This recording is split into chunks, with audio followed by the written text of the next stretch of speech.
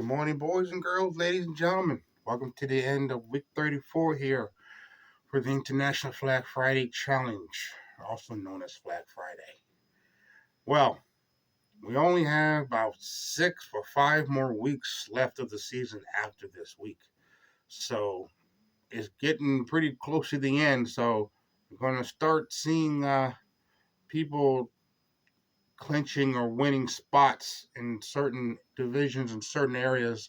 So make sure when you put in your answers, you're confident with your answers because every answer counts. Not that it didn't before, but now we're down to the end. Now it really counts to your answers, and make sure you pay attention and follow the clues closely.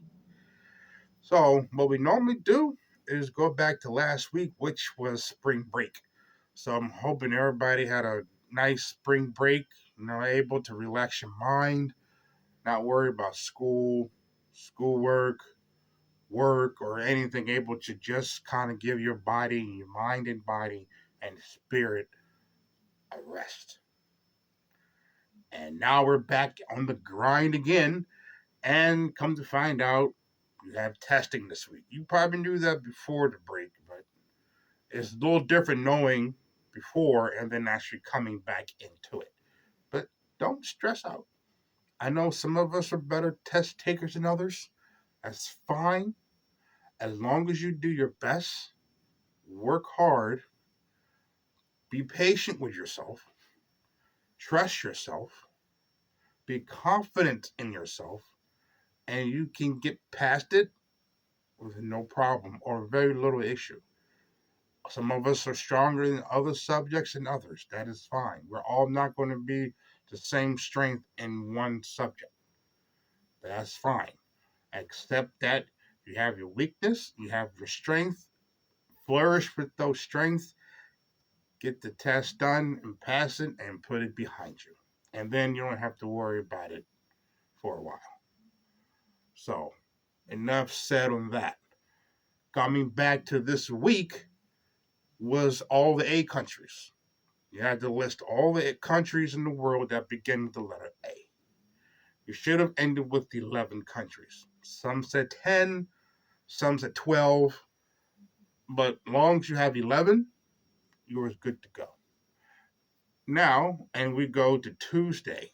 You had 3 clues on Tuesday you had to eliminate, or you had country to eliminate from those clues. The first one was Operation Enduring Freedom. Well, the only A country that I know that's involved with Operation Enduring Freedom is Afghanistan. So that one should have been pretty easy. And then you go to the next clue, the Burning Bush. The Burning Bush. That one should have been Azerbaijan. So that one should have been eliminated off your list too. Some of you probably never heard of the country or probably don't know how to pronounce it, but Azerbaijan. Some say it a little differently, but that's pretty much the basic way you say the country's name. And then you go to the third clue of Europe's tallest waterfall. That should have given you Austria. All right, so we have 3 gone.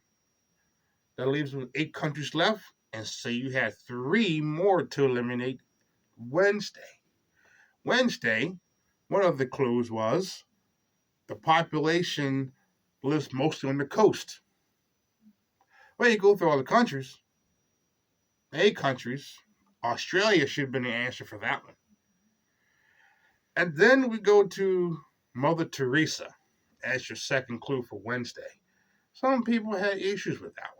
That one you had to kind of read through and use the process of elimination with that. And come to find out, Albania is the connection with Mother Teresa. And then you go with the last clue for Wednesday. Which country officially adopted Christianity? Armenia. Armenia was the answer for that one. And now we go to Thursday.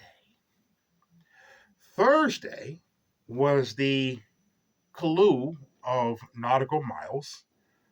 And the second closest, I believe it was, to the United States in nautical miles. I see that one trip some people up a bit. Now we can go into how do you measure from what point of the country to the next point. Think about it in Google Maps.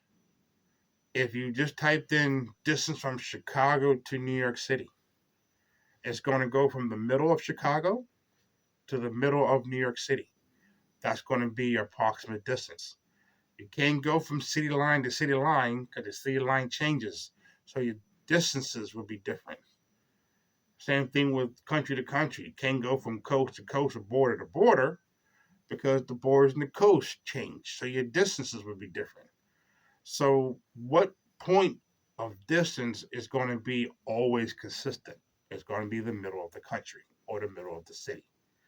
So you go from the middle of the United States to the middle of what country in nautical miles? That was the answer for this week. I will go grab the flag and I will be right back with the answer.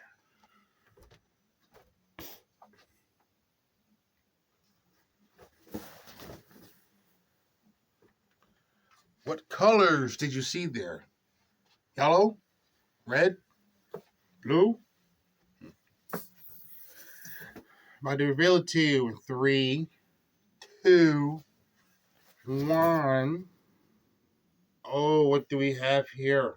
We have the country of Andorra.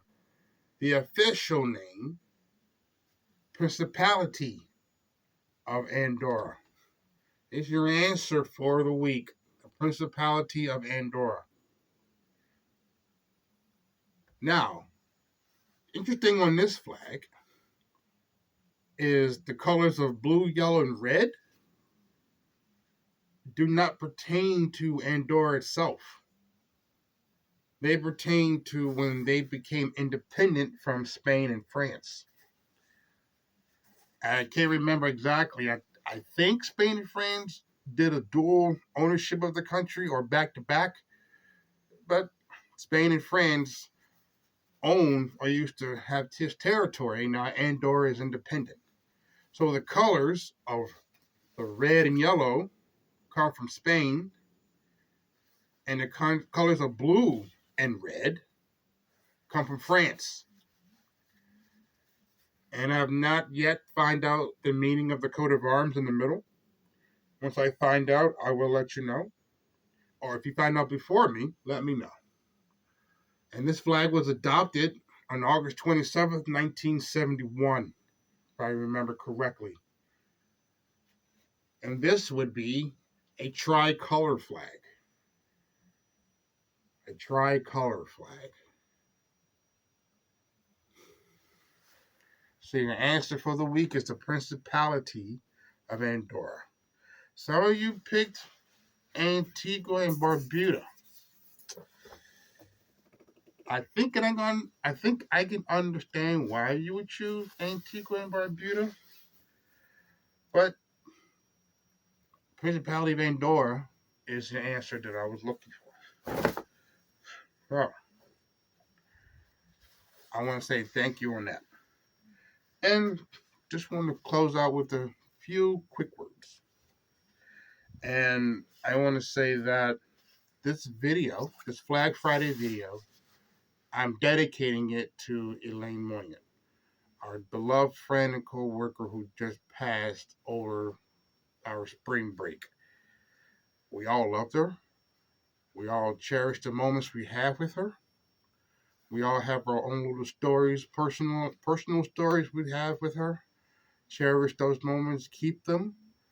She will be very happy to know that we're still continuing on with her in our memory, knowing that she will not be forgotten. You know, each one of us have our own connection of how we got to know Elaine and how we got to have a friendship with her, and some of us knew her longer than others.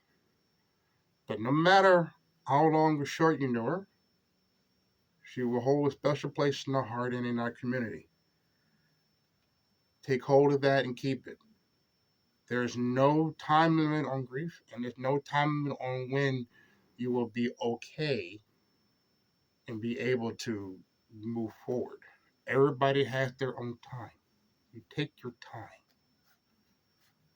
We all, like I said, grieve different. We all have our own ways of dealing with situations like this.